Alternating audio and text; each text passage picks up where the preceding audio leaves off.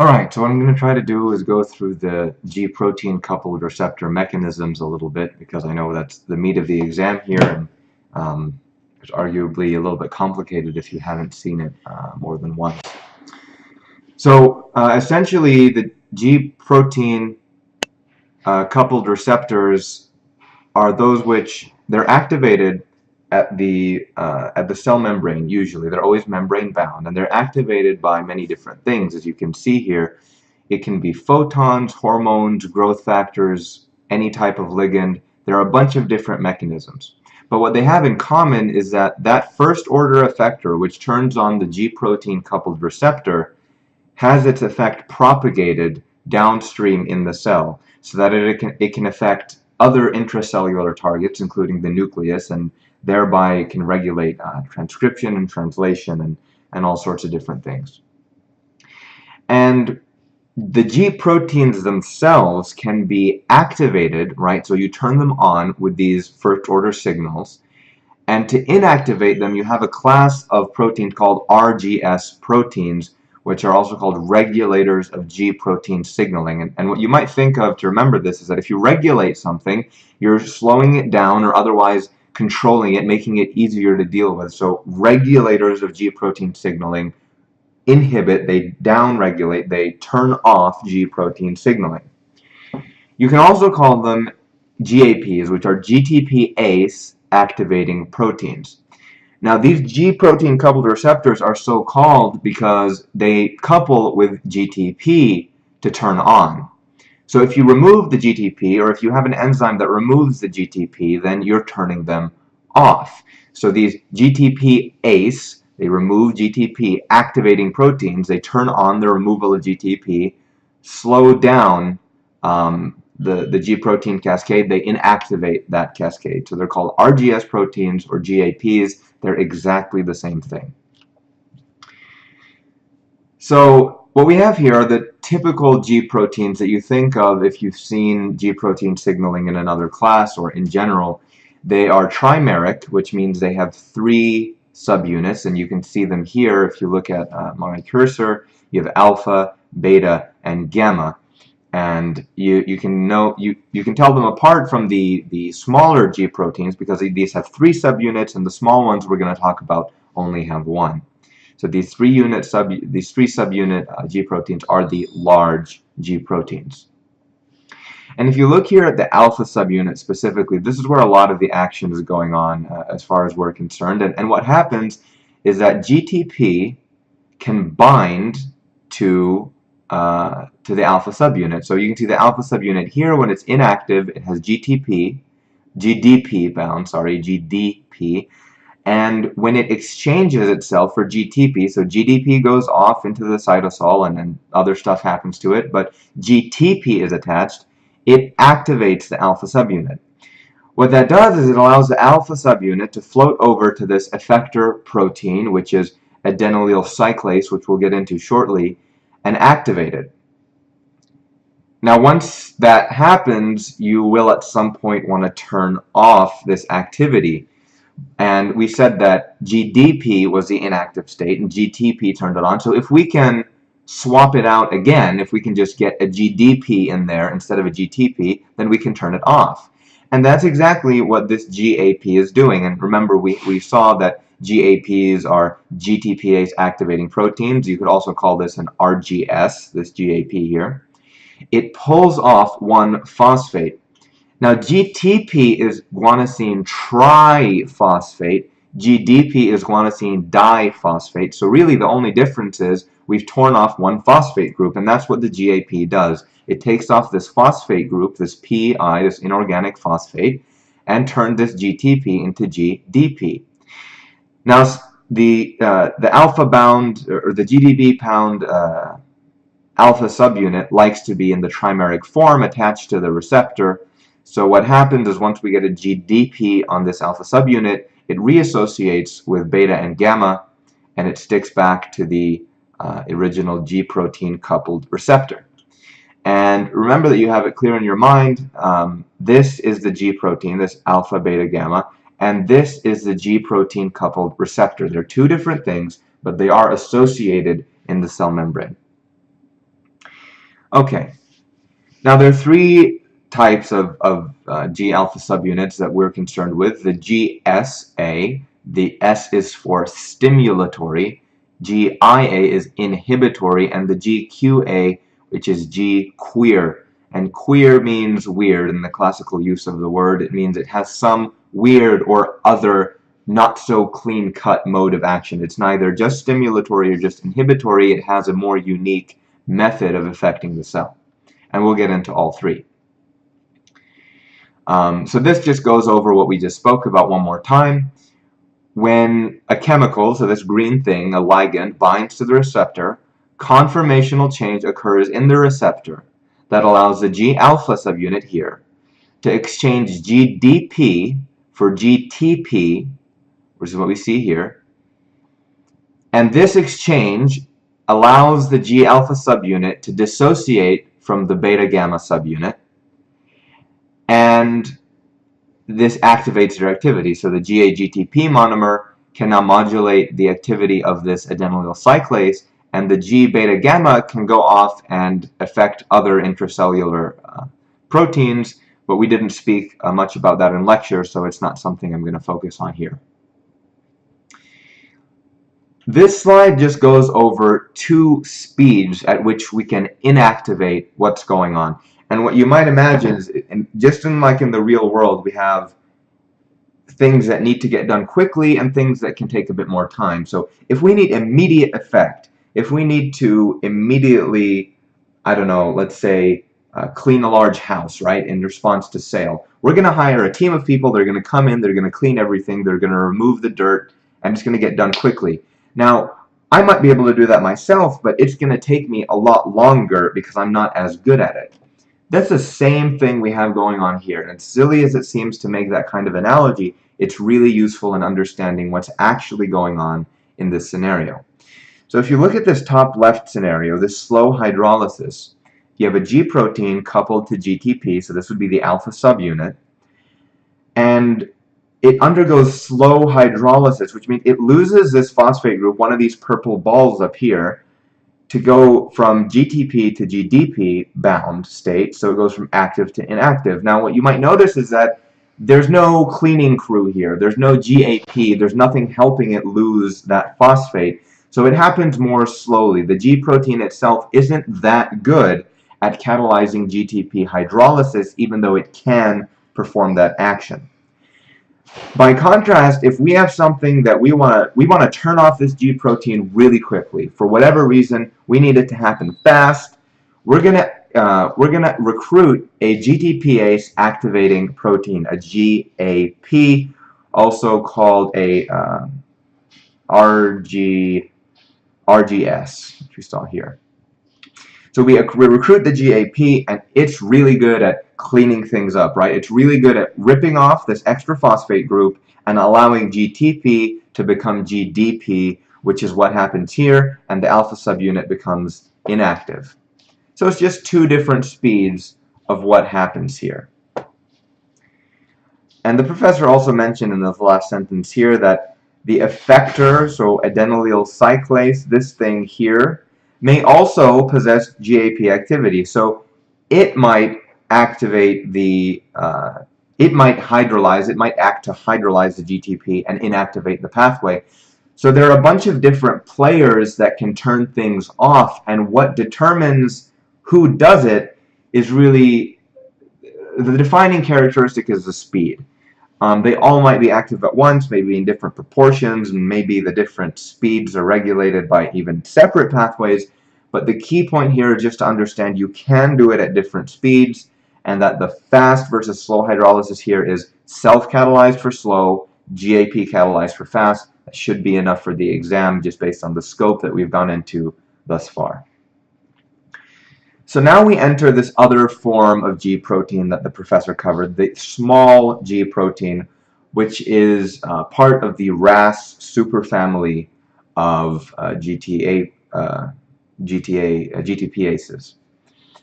Now if you look at the image, you'll notice that the difference between this and what we had before here is that here we have 3 subunits, and here we have just one single subunit G-coupled protein.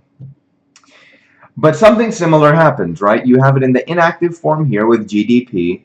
If we swap out the GDP, so the GDP flies off and we put a GTP in, effectively, we go from the inactive to the active form. And you can see here that it's got a little bulb on it, right? So the conformational change is what happened. The shape of the protein has changed, and now it's allowed to act and exert its effect on other targets.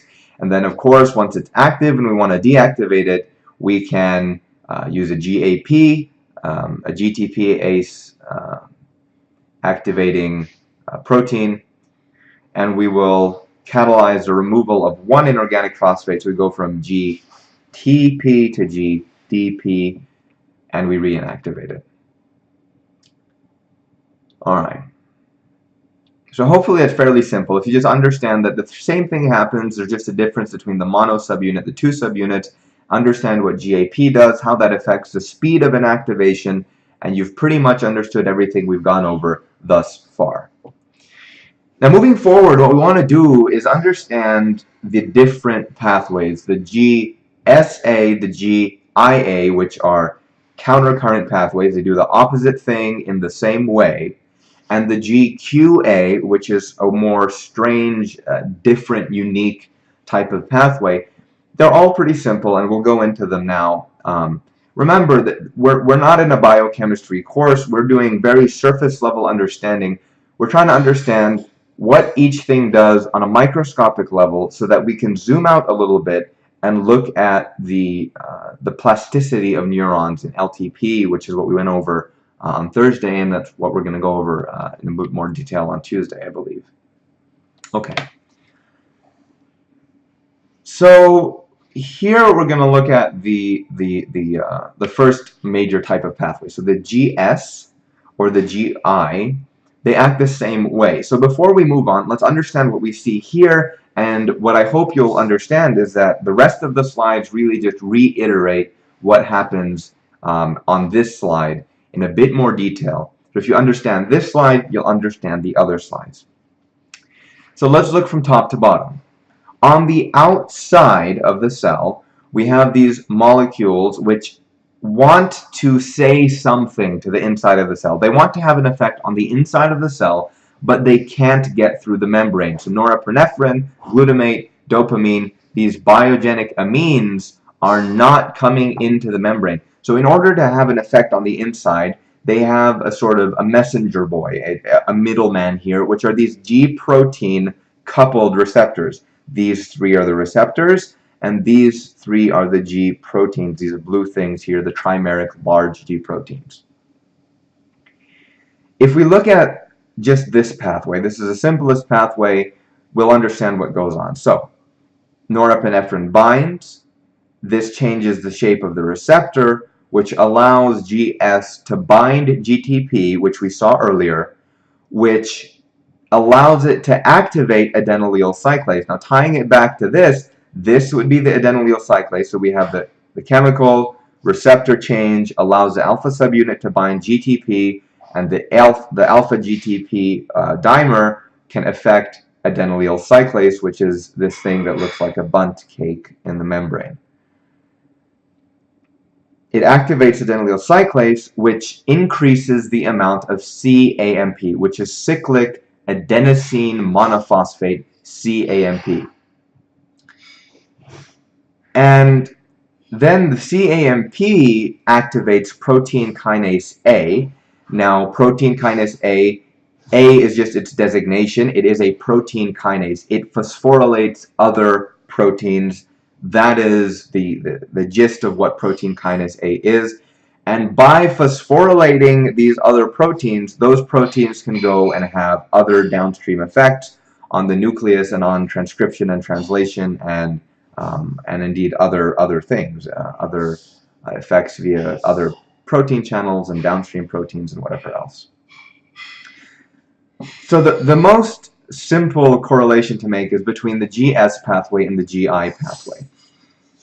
The only difference is that in a stimulatory pathway, the binding of norepinephrine, or whatever this outside effector is, downstream it causes activation of stuff. Okay, it activates things. What it activates, don't worry about it. There's some specific pathways that you'll discover later in the lecture, but it activates something.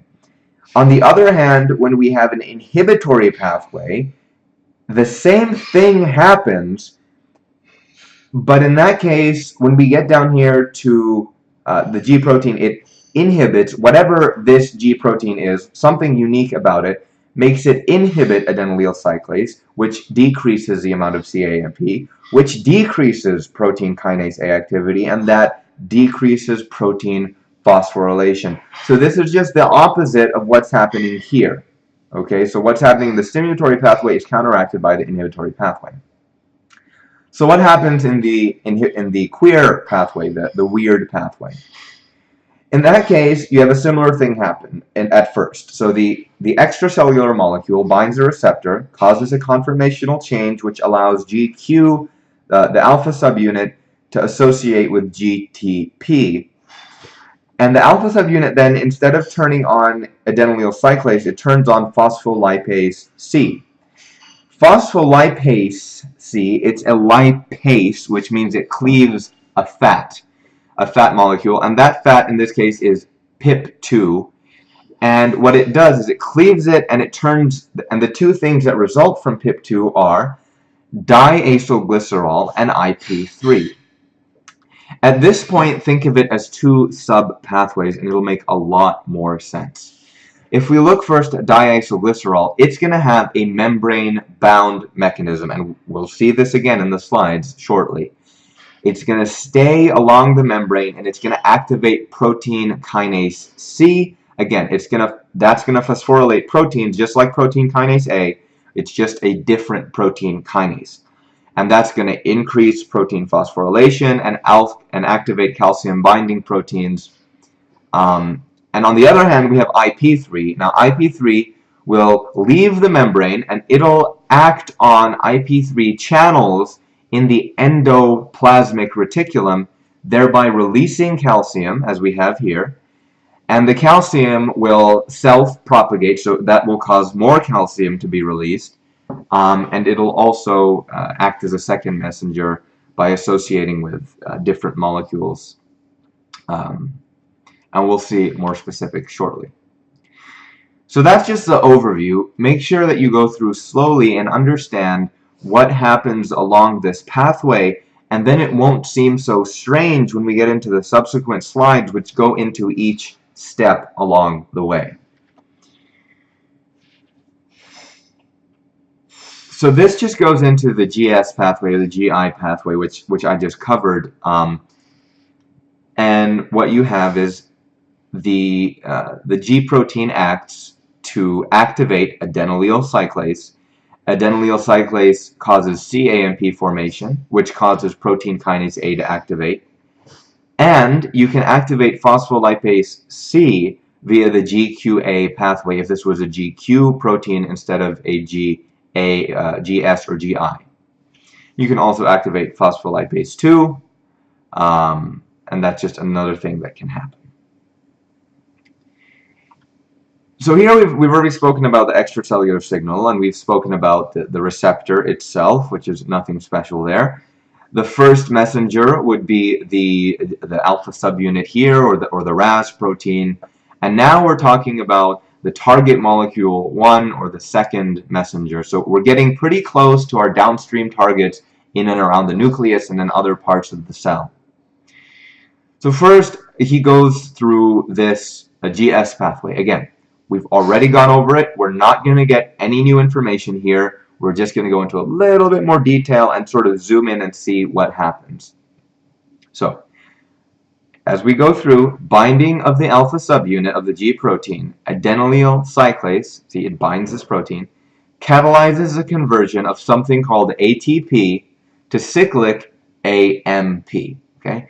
So this ATP will be the substrate of this adenylate cyclase enzyme, and the ATP substrate will be converted into cyclic AMP, the product. And so these are going to be, the cyclic AMP will be a second messenger, and it'll interact with other proteins for example, we already said it activates protein kinase A. That's all we have on this slide. Okay, so as you can see, there was no new information there. We already knew what was going to happen by looking at this image and by looking at this image here. Now we're going to go into GQ, and again, we've already discussed what happens. We're just going to see it in a bit more detail. Don't freak out. Don't think that it's an overwhelming amount of information. It's only going into detail of what's already here. So here's what happens in the GQ pathway. A G protein coupled receptor, so here's your G protein, here's the receptor. It is activated, and that causes the protein here, the alpha subunit, to be bound to GTP instead of GDP. And that GTP associated G protein is going to float over to phospholipase C. Phospholipase C is going to, as you can see here, this is a fatty acid. You can see here, you got the polar head and the hydrophobic tail. It looks just like all these other membrane fatty acids. And it cleaves it. That's what's being shown by this sort of cartoon image. It cuts off the head here. And now we have two halves. We have this half and this half. And the IP3 half, which is cut off from the head, is going to float down, and it's going to activate the calcium channels in the endoplasmic reticulum. What that does is it activates calcium to be released into the cytoplasm, and that elicits a cellular response. So PIP gets cleaved, IP3 activates the calcium channel, calcium comes into the intracellular space, and you get a cellular response. Very simple. On the other hand, you have DAG, and that stays in the membrane, okay? So the DAG can just float here through the membrane, and it goes to protein kinase C, PKC, okay, as we see here. By activating that, we get activation of calcium channels in the plasma membrane. Calcium comes in, and again, calcium itself acts as a second messenger and elicits a cellular response. Once again, there's nothing that we haven't gone over there already. So just allow this to sort of paint the picture for you of what happens sort of on a smaller level, but you don't get overwhelmed, and make sure you're coming back to this image every time and understanding how this is here and how this is also here. It's all in this parent image. Now we're talking about calcium as a messenger, and this is sort of going to be near the end of what I'm going to cover. So what we have to understand first off is that under baseline conditions, this first bullet point, we don't have a lot of calcium. Okay, in plain non-PhD English, in the cell there ain't a lot of calcium unless we have a reason to have put it there for it to be there. Okay? Why is that? Well, usually the calcium will either be pumped out of the cell into the bloodstream, into the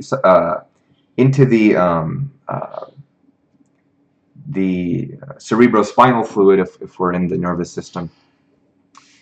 And so the inside of the cell doesn't have much calcium. You can also suck the calcium into the endoplasmic reticulum lumen, which is this space. This space is called the lumen of the endoplasmic reticulum. You can see all these little calcium molecules here.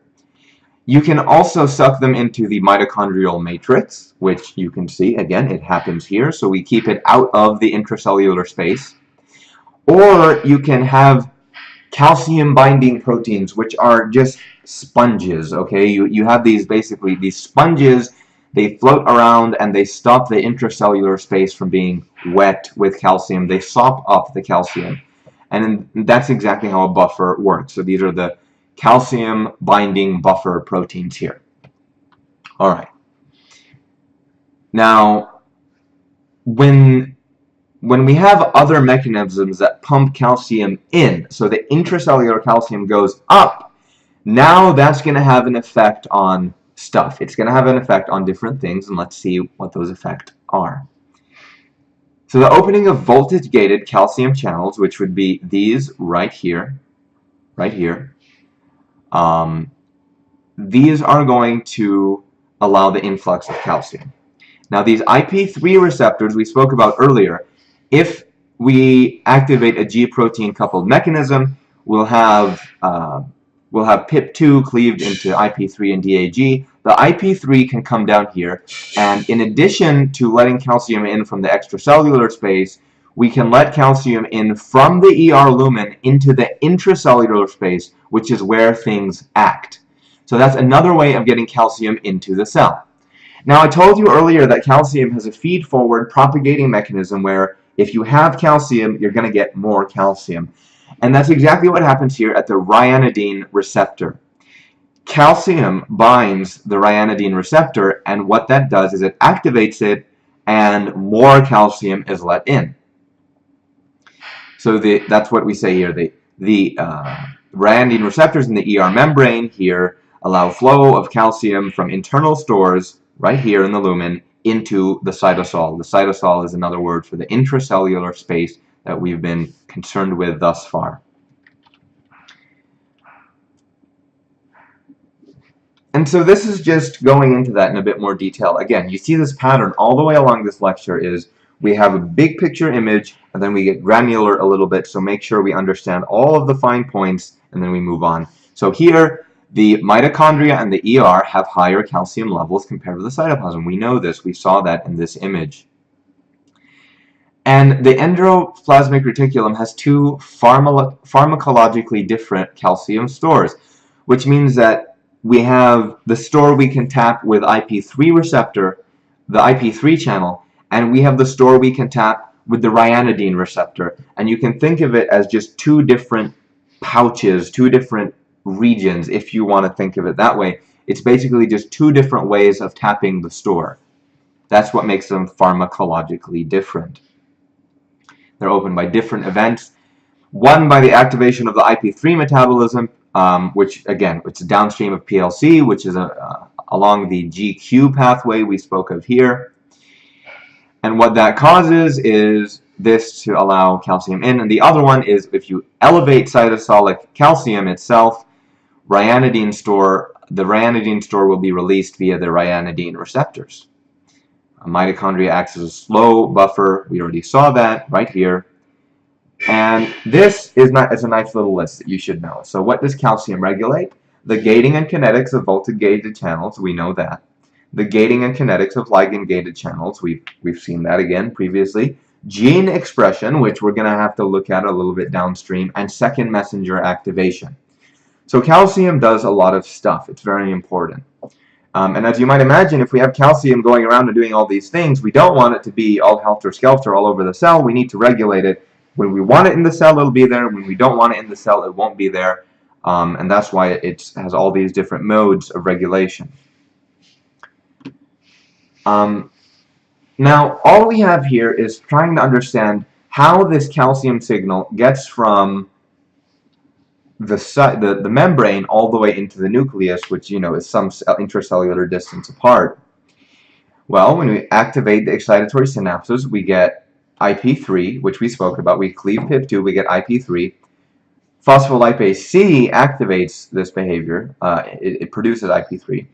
And the IP3 on the endoplasmic reticulum, which we spoke of earlier, it allows some calcium into the intracellular space. And what that does is the calcium propagates itself towards the soma. How does it do this?